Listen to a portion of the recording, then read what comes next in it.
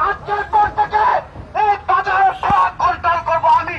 কে ডাকছে কে না ডাকছে সেটা আমার জানার বিষয় নয়। আমার নেতৃত্বে এই বাজার চলবে।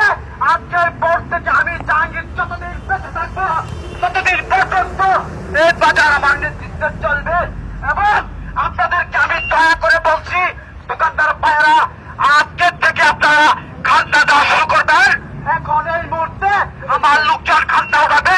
কেউ বাধা সৃষ্টি করলে তাকে কুটির প্রতিহত করবো, তাকে তার অনেক প্রসারণ দিতে হবে। তাই সকলকে অনুরোধ করে বলছি, আপনারা কেউ এই কাজে এসে বাধাচ্ছেন না। আমাদের কাজ আমাদেরকে করতে দেন। আপনাকে এদেরকে অনেক ধন্যবাদ। আমার জানা শোনার জন্য